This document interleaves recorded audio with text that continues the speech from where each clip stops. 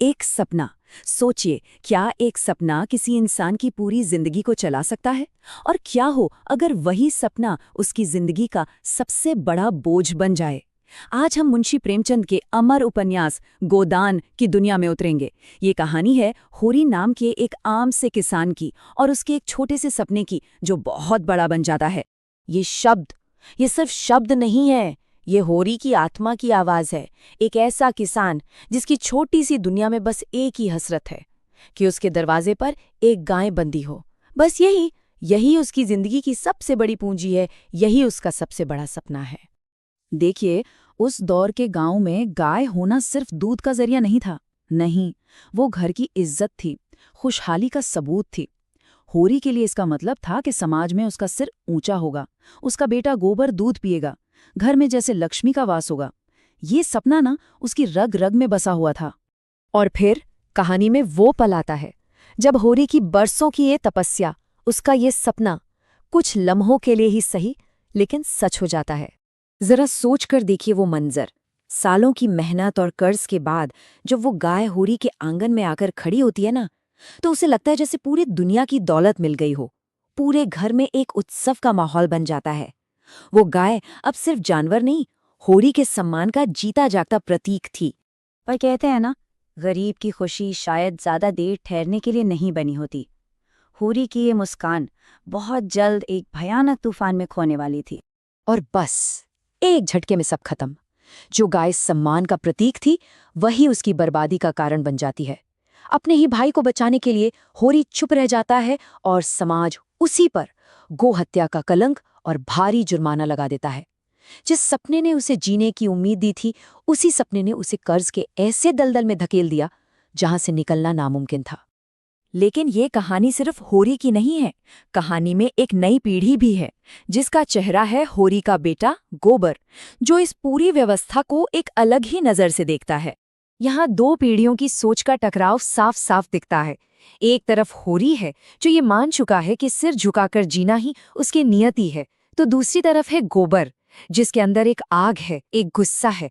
वो सवाल करता है, वो इस अन्याय को चुपचाप सहने को तैयार नहीं है। तो गोबर अपने पिता के रास्ते पर बिल्कुल नहीं चलता।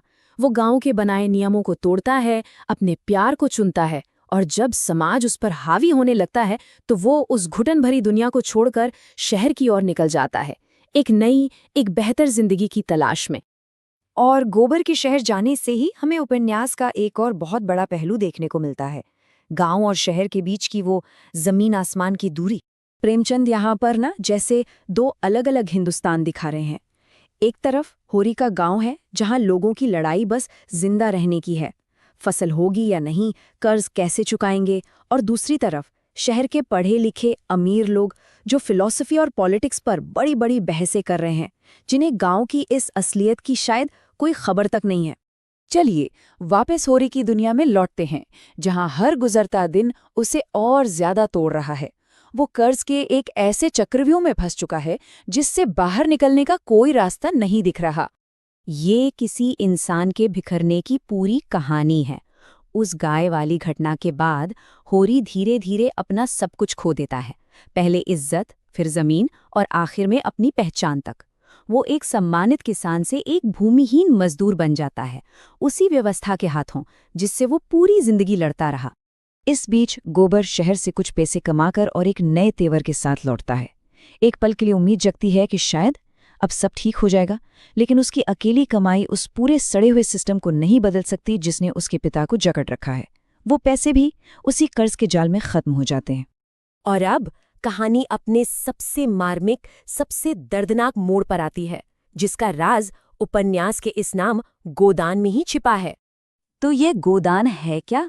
इसका सीधा सा मतलब है गाय का दान, एक ऐसी रस्म जो किसी के मरने के बाद उसकी आत्मा की शांति के लिए की जाती है, ताकि उसे मोक्ष मिल सके।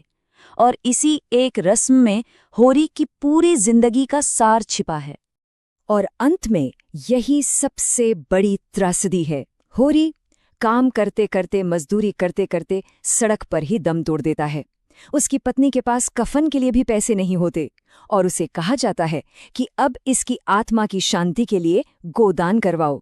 सोचिए, जिस एक गाय को पाने के लिए वो जिंदगी भर तरसता रहा, मरने के बाद भी वो गाय उसे नसीब नहीं होती। तो ये सवाल सोचने वाला है। क्या होरी का वो सपना उसे जिंदा रखे हुए था, उसे जीने की ताकत दे रहा था, या फिर उसी एक सपने का पीछा करते करते वो ऐसे जाल में फंस गया जिससे वो कभी बाहर ही नहीं निकल सका? ये उपन्यास हमें इसी गहरे सवाल के साथ अकेला छोड़ जाता है।